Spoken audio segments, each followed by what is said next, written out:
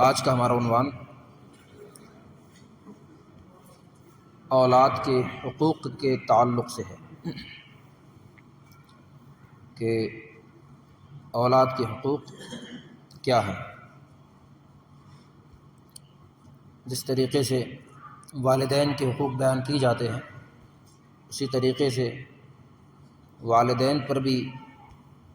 بہت سے بچوں کے حقوق ہوتے ہیں کہ ان کے ساتھ کس طریقے سے پیش آیا جائے۔ اس پر امام اہل سنت اعلیٰ حضرت فاضل بریلوی رضی اللہ تعالی عنہ نے پورا ایک رسالہ لکھا جس کا نام ہے مشعلۃ الارشاد فی حقوق الاولاد۔ اعلیٰ حضرت نے ہر میدان میں کام کیا ہے، جس میدان میں آپ جائیں گے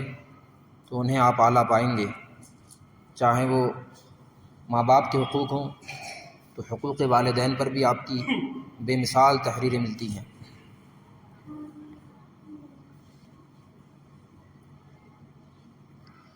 سب سے پہلے آئیے ہم نصیحت کے طور پر قرآن پاک لیتے ہیں اور قرآن پاک اولاد کی نصیحت کے تعلق سے کیا فرماتا ہے۔ حضرت لقمان رضی اللہ تعالیٰ عنہ اپنے بچے کو نصیحت کرتے ہوئے ارشاد فرماتے ہیں اے میرے بیٹے، یا بنیا ان تکو مثقال حبۃ من خردل فتکن فی صخرۃ او فی السماوات او فی الارض یأتی بها اللہ ان اللہ لطیف خبیر۔ اے پیارے بیٹے، اگر کوئی چیز رائی کے دانے کے برابر ہو، پھر وہ بھی چاہے کسی چٹان میں ہو یا آسمانوں میں ہو یا زمین میں ہو، اسے اللہ تعالیٰ ضرور لائے گا۔ اللہ تعالیٰ بڑا باریک بین اور خبردار ہے۔ نصیحت کرتے ہوئے یعنی تم چھوٹے سے چھوٹا گناہ کرو تب بھی وہ تمہیں دیکھ رہا ہے، کوئی نیکی کرو تو اس سے رحمت کی امید رکھو، اور تمہاری تقدیر کی جو چیز ہے تو اللہ تعالیٰ تمہیں دے دے گا، چاہے وہ آسمان میں ہو، چاہے وہ زمین میں، چاہے وہ کسی پہاڑ میں۔ دوسری آیت کریمہ یا بنی اقم الصلاۃ، اے میرے پیارے بیٹے تو نماز کو قائم رکھنا اور اچھے کاموں کی نصیحت کرتے رہنا، ونہا عن المنکر اور برے کاموں سے روکتے رہنا، واصبر علی ما اصابک اور جب تجھے مصیبت آئے تو صبر کرنا، ان ذالک من عزم الامور کہ یہ بڑے تاکیدی کاموں میں سے ہیں۔ یہ قرآن ہے جو لقمان رضی اللہ تعالیٰ عنہ اپنے بیٹے کو نصیحت فرما رہے ہیں، اللہ اسے قرآن میں بیان فرما رہا ہے۔ ولا تصعر خدک للناس، لوگوں کے سامنے اپنے گال نہ پھلانا، یعنی ایسا نہ ہو تو لوگ محسوس کریں تھے کہ تو گھمنڈ میں چل رہا ہے۔ ولا تمشی فی الارض مرحا، اور زمین پر اترا کر نہ چلنا۔ ان اللہ لا یحب کل مختال فخور، بے شک اللہ شیخی خوروں کو اور فخر کرنے والوں کو پسند نہیں فرماتا۔ وقصد فی مشیک وغضض من صوتک، اپنی رفتار میں میانہ روی اختیار کرنا، یعنی آہستہ آرام سے چلنا، درمیانی چال۔ وغضض من صوتک، اور اپنی آوازوں کو بلند نہ کرنا، ہمیشہ چیخ پکار کے بات نہ کرنا، اس سے آدمی اچھا نہیں کہلاتا۔ ان انکر الاصوات لصوت الحمیر، یقیناً آوازوں میں سب سے بدتر آواز گدھے کی آواز ہوتی ہے۔ یہ نصیحتیں تھیں قرآن پاک میں جو لقمان رضی اللہ تعالی عنہ نے اپنے بیٹے کو فرمائیں۔ آئیے اب ہم مشعلۃ الارشاد فی حقوق الاولاد اعلیٰ حضرت فاضل بریلوی رضی اللہ تعالیٰ عنہ کا جو رسالہ ہے اس سے لیتے ہیں۔ کچھ باتیں جو ہم بیان کریں گے یہ اولاد کے حق میں، تو اولاد کے حقوق میں کچھ باتیں اس میں واجب ہوں گی، کچھ باتیں سنت ہوں گی، کچھ باتیں مستحب ہوں گی۔ سنت کام پر عمل ضروری ہے اور واجب تو ضروری ہے ہی، اور مستحب کریں تو بہتر ہے، کرنے پر اس پر ثواب ملتا ہے۔ سب سے پہلا یہ ہے جو ہم اس کو بیان بھی کر چکے ہیں کہ ان کے لیے اچھی ماں کا تلاش کرنا۔ پھر یہ ہے کہ جیسا کہ تم سنتے ہو کہ جس کھانے پر بسم اللہ نہ پڑھی جائے اس میں شیطان شامل ہو جاتا ہے، جس کام میں بسم اللہ سے شروع نہ کیا جائے وہ کام ادھورا رہ جاتا ہے۔ اسی طریقے سے ہمیں اور آپ کو حکم ہوا جب اپنے حجروں میں جائیں، اپنے کمروں میں جائیں، اولاد کی نیت سے کہ اللہ تبارک و تعالی ہمیں اولاد عطا فرمائے، تو حضور نے فرمایا یہ دعا پڑھا کرے، بسم اللہ الرحمن الرحیم، اللہم جب جنبنا الشیطان و جنب الشیطان ما رزقتنا، اے اللہ ہمیں شیطان سے اپنی پناہ میں رکھ، اور اس پر جو تو ہمیں عطا کرے اسے بچے کو بھی اپنی پناہ میں رکھ، ما رزقتنا، جو تو ہمیں عطا کرے گا۔ تو اس سے اللہ تبارک و تعالی اولاد بھی عطا فرمائے گا، اور اولاد ایسی کہ اسے شیطان سے محفوظ رکھے گا۔ تو یہ دعا اس وقت پڑھنے کے لیے بتائی گئی، پہلے پڑھیں جب۔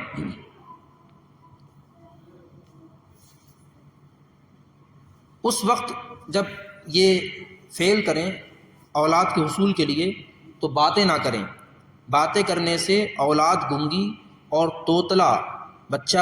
پیدا ہونے کا خطرہ ہو جاتا ہے، اسی لیے اس وقت کلام سے بچنا چاہیے۔ تو جب کوئی شخص اس کو سنت کے مطابق کرتا ہے تو اللہ تبارک و تعالیٰ اسے فرما بردار اولاد عطا فرماتا ہے، شیطان کی خلل سے وہ اولاد محفوظ ہوتی ہے۔ یہاں تک کہ الصبیان، یہ ایک بلا ہوتی ہے، آسیب ایک بلا ہوتی ہے، یہ بچے کو لگ جاتی ہیں اسی وجہ سے کہ شیطان اس میں داخل ہو جاتا ہے اور شیطان اپنا حصہ اس میں رکھ لیتا ہے۔ جب کوئی شخص بسم اللہ سے ابتدا نہیں کرتا، شیطان کہتا ہے تو نے میرے لیے حلال کر دیا، اب اس بچے میں میرا بھی حصہ ہے۔ جب بچہ پیدا ہو تو سب سے پہلے اس کے کان میں اذان کہی جائے، سیدھے کان میں 4 مرتبہ اذان اور الٹے کان میں 3 مرتبہ تکبیر، اقامت، جو نماز جب کھڑی ہوتی ہے تو اقامت کہی جاتی ہے، وہ یہ مستحب ہے، اگر 1 مرتبہ اذان 1 مرتبہ اقامت کہہ دیں گے تب بھی ہو جائے گا۔ پھر بچے کو کسی نیک بزرگ کا اسی وقت جھوٹا چٹانا چاہیے، یعنی پہلے بزرگ ہو، وہ اپنا دادا ہو، نانا ہو، جو ان میں زیادہ پرہیزگار ہو، یا آپ کی نظر میں جو زیادہ آپ کا پیشوا ہو، کوئی بڑا عالم دین ہو، کوئی بڑا بزرگ ہو، تو وہ اپنا جھوٹا کھجور کھائے اور وہ کھجور جھوٹی یا چھوارا بچے کو چٹائے۔ یہ بچے کے لیے اس میں نیک نیتی اور نیک کاموں کو پیدا کرتا ہے کہ اس نے سب سے پہلا، جیسا کہ امام حسن جب پیدا ہوئے تو رسول اللہ نے اپنا جھوٹا امام حسن کو چٹایا، اور امام حسن کے کان میں رضی اللہ تعالیٰ عنہ حضور نبی پاک صلی اللہ علیہ وسلم نے ان کے کان میں اذان کہی۔ پھر 7ویں دن اس کا عقیقہ کریں، عقیقہ یہ سنت میں سے ہے، 7ویں دن، 14ویں دن، 21ویں دن عقیقہ سنت سے ہے، لیکن بہترین طریقہ یہ ہے کہ غلط رواجوں کو ختم کر کے سنت کو اپناؤ۔ جیسا کہ ہمارے یہاں جب سال پوری ہو تو ہم بچے کا برتھ ڈے مناتے ہیں، پیدائش کے موقع پر اگر فوراً عقیقہ نہ کر سکیں 7ویں، 14ویں، 21ویں دن، تو یہ ہے جو سال میں برتھ ڈے مناتے ہیں، اتنے پیسے خرچ کرتے ہیں، بہتر یہ ہے کہ بچے کی طرف سے بکرا یا بکری ذبح کر دیں، سنت بھی ادا ہو جائے گی اور آپ کے مہمانوں کو کھانا بھی مل جائے گا۔ پھر اس بچے کا منڈن کریں، اس کے بالوں کو اتاریں اور ان بالوں کے برابر، یعنی جتنے گرام کے بال ہوں اندازاً بھر اس کے برابر چاندی صدقہ کریں، چاندی نہ ہو سکے تو کچھ پیسے ہی غریب کو دے دیں، یہ ہمارے یہاں عمل کیا بھی جاتا ہے۔ بچے کے بالوں کو روکے نہ رہیں،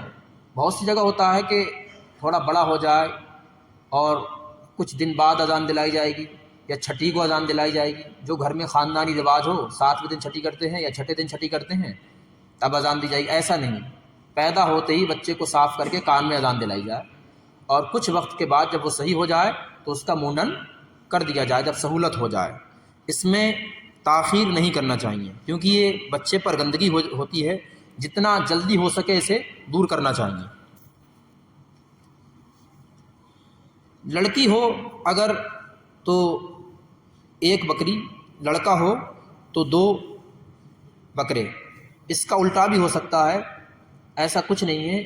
ایک لڑکی کے لیے 1 بکرا بھی چل جائے گا، ایک لڑکے کے لیے 1 بکرا بھی چل جائے گا، یعنی ایک بھی چیز چل سکتی ہے، چاہے وہ بکری ہو چاہے بکرا ہو، بس ایک جان کے بدلے ایک جان قربان کرنا ہے، تاکہ آپ کا بچہ جو ہے، اللہ کے نبی صلی اللہ علیہ وآلہ وسلم ارشاد فرماتے ہیں بچے تمہارے گروی ہیں، ان کو چھڑانا ہے۔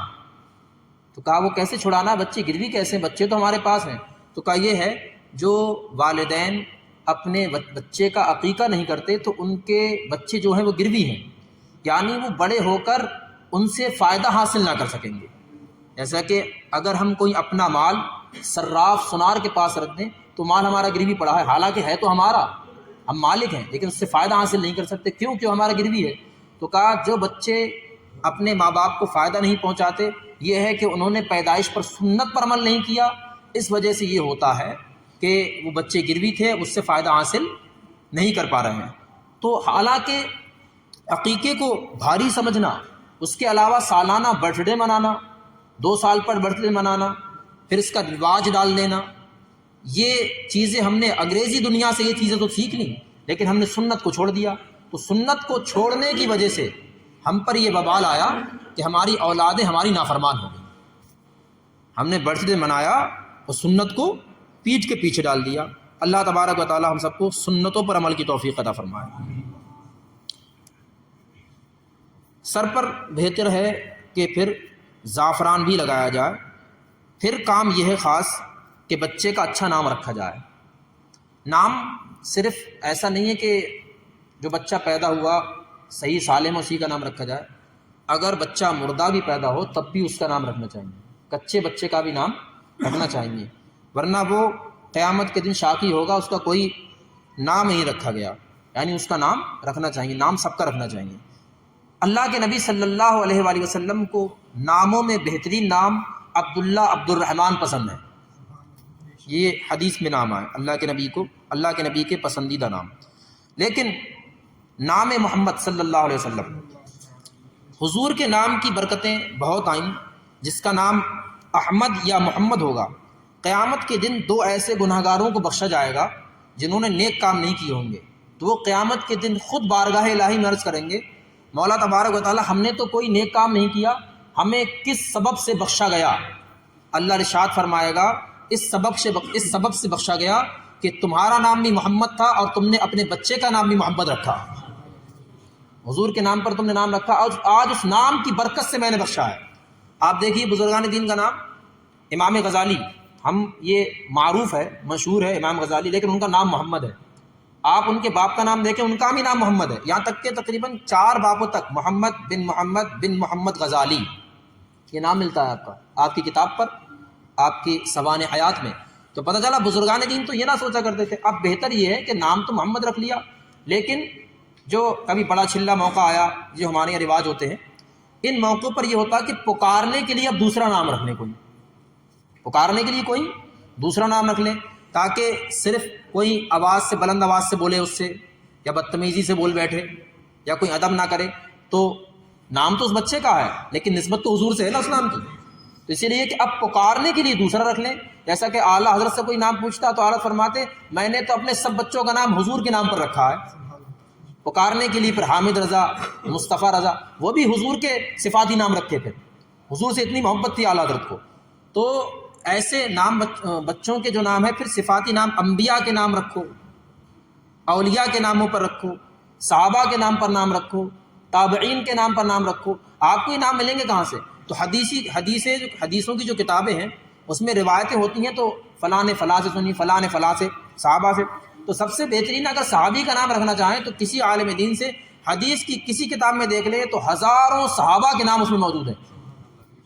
تو حدیث کی کتاب صرف حدیث کی کتاب بھی نہیں ہے، صحابہ کے ناموں کی کتاب ہے، اگر اس میں تلاش کرنا چاہیں۔ بچیوں کے نام رکھیں تو حضور کی بیٹیوں کے نام پر، صحابیات کے نام پر، اتنے بہترین نام صحابیات کے ہیں، لیکن آج ہم تو گوگل پہ نام سرچ کرتے ہیں، اوٹ پٹانگ ہو اور ہم رکھ لیتے ہیں۔ اگر نام اچھا رکھ بھی لیا تو پہلے یہ طریقہ کار تھا، اب تو نہیں رہا، اللہ تعالیٰ اپنی پناہ میں بھی رکھے۔ اگر بچہ گورا تھا تو بھورا کہنا شروع کر دیا، بعض نے تو لگاتار گورا ہی کہنا شروع کر دیا، گورا، کالا تھا کلو شروع کر دیا، ببلو، پپو، چھٹکو، موٹو، یہ نام جو ہے پکارنا شروع کر دیے۔ ایک کا نام تھا پٹو، تو میں نے سوچا آپ کا نام تو عجیب نام ہے، تقریباً 18 سال کا لڑکا تھا، تو اس کے والدہ نے بتایا کہ جب چھوٹا تھا نا تو پٹ بہت لیٹتا تھا، تو اس کا نام ہی پٹو کر دیا۔ تو اب یہ نام ایسے پڑ جاتے ہیں، پھر کبھی ختم نہیں ہوتے، یہاں تک کہ لوگ انتقال کے بعد بھی پکارتے تو کہتے ہیں پٹو کا انتقال ہو گیا ہے نہیں، کلو کا انتقال ہو گیا ہے، ملو کا انتقال ہو گیا، تو کتنی بری بات ہے کہ نہیں، کتنی بری بات ہے۔ اور نام ہوتا اچھا تو سبحان اللہ، ہے نہیں، عمر کا انتقال ہو گیا ہے، عثمان نام ہوتا، علی نام ہوتا، طلحہ نام ہوتا، زبیر نام ہوتا، سعید نام ہوتا، اتنے اچھے نام، عبداللہ ہے، عبد الرحمن ہے، تو کتنا بہترین ہوتا۔ تو اسی لیے اچھے نام رکھیں۔ یہ بات میں نے ویسے ایسی بات کہہ دی، لیکن یہ ہنسنے کی بات تو تھی، ہاں مسکرانے کی بات تو تھی، لیکن اس سے ہمیں بچنا ہے، صرف ہنس کے کام نہیں چلا دینا ہے، برے نام پکارنے سے بچو۔ اللہ تبارک و تعالی ہم سب کو اپنے بچوں کے اچھے نام رکھنے کی توفیق عطا فرمائے۔ باقی تو وقت کم ہے، میں تھوڑا بہت ہی بیان کر پاؤں گا، ورنہ میں نے حوالہ آپ کو دے دیا۔ یہ مشعۃ الرشاد فی حقوق الاولاد سے میں آپ کے سامنے بیان کر رہا ہوں، جو اعلیٰ حضرت فاضل بریلوی رضی اللہ تعالیٰ عنہ کا معرکۃ الآراء رسالہ ہے، جو بچوں کی تعلیم و تربیت کے لیے بہت اعلیٰ ہے۔ اللہ تبارک و تعالیٰ ہم سب کو اپنے بچوں کی دنیا آخرت دونوں سنوارنے کی توفیق عطا فرمائے۔ تو نام کی بہت برکتیں ہوتی ہیں۔ حضرت علی رضی اللہ تعالیٰ عنہ روایت کرتے ہیں، اللہ کے نبی صلی اللہ علیہ وسلم نے ارشاد فرمایا، جس دسترخوان پر کوئی احمد یا محمد صلی اللہ علیہ وسلم کے نام کا کوئی بیٹا ہو تو اللہ تبارک و تعالیٰ اس دسترخوان میں برکتیں عطا فرماتا ہے، اس دسترخوان پر اللہ برکتیں نازل فرماتا ہے۔ تو یہ نام محمد صلی اللہ علیہ وآلہ وسلم کی برکتیں ہیں۔ پھر اپنے بچوں کو عزیزوں، قریبوں، رشتہ داروں کا ادب سکھائیں، اور اپنے بچوں کو سلام کرنا سکھائیں۔ جن کے بچے سلام کرتے ہیں اور زیادہ سلام کرتے ہیں، تو کوئی کبھی پوچھ بھی بیٹھتا ہے، یہ بچہ بہت باداب ہے، سلام کرتا ہے، سلام آپ نے اسے سکھایا، عزت آپ کی ہو رہی ہے۔ اسی طریقے سے اللہ کے نبی صلی اللہ علیہ وآلہ وسلم کی بارگاہ میں کوئی درود و سلام بھیجتا ہے تو سرکار ارشاد فرماتے ہیں، جب میرے سامنے صلاۃ و سلام پیش کیا جاتا ہے تو فرشتے بتاتے ہیں یہ فلاں بن فلاں نے بھیجا ہے، اس کا نام، اس کے باپ کا نام لیتے ہیں، یہاں تک کہ اس کے خاندان کا نام لیتے ہیں۔ تو جب حضور کی بارگاہ میں صلاۃ و سلام پیش کیا جاتا ہے، حضور پوچھتے ہیں، تو پتہ چلا امت سے جتنا ہو سکے زیادہ سے زیادہ حضور کی بارگاہ میں صلاۃ و سلام بھیجا کرے، وہاں بھی باپوں کی عزت بڑھ جاتی ہے۔ اور یہاں اگر کوئی بچہ سلام کرے تو بچے کی بھی عزت بڑھ جاتی ہے، اس کے باپ کی بھی عزت بڑھ جاتی ہے۔ تو بچے کو سلام کرنا سکھائیں۔ جب وہ بولنا سیکھے، سلام سے پہلے بھی سب سے پہلے اسے اللہ کہنا سکھائیں۔ اللہ کہنا سیکھ جائے تو اسے لا الہ الا اللہ کہنا سکھائیں، اور جب وہ لا الہ الا اللہ کہنا سیکھ جائے تو اسے پورا کلمہ لا الہ الا اللہ محمد رسول اللہ صلی اللہ علیہ وآلہ وسلم یہ کہنا سکھائیں۔ جب وہ یہ سیکھ جائے تو پھر یہ حق یہ ہے کہ اس بچے کو قرآن پاک کی تلاوت سکھائی جائے، اور 3 باتیں خاص، وہ یہ کہ سب سے پہلے اسے اللہ تعالیٰ کی محبت، اس کے رسول کی محبت سکھائی جائے۔ رسول اللہ نے فرمایا تم اپنی اولادوں کو سب سے پہلے میری محبت سکھاؤ، اور میرے آل کی محبت سکھاؤ، اور ان کے دلوں میں قرآن کی تعلیم ڈالو۔ یہ 3 چیزیں ہمیں حدیث میں ملتی ہیں۔ تو یہ 3 چیزوں کا خاص پیغام ملا، قرآن کی تعلیم سکھانا، اپنے نبی کی محبت سکھانا، اپنے نبی کی آل کی محبت سکھانا۔ جب ہم یہ چیزیں لگاتار شروع سے کرتے رہیں گے تو انشاءاللہ تبارک و تعالیٰ امید ہے کہ ہماری اولادیں ہماری بھی فرما بردار ہوں گی، اور اللہ اس کے رسول کی بھی فرما بردار ہوں گی، اور ہمارے تمام جو رشتہ دار ہوں گے سب کی وہ ادب کرنے والی ہوں گی، بڑوں کا ادب کرنے والی ہوں گی۔ اللہ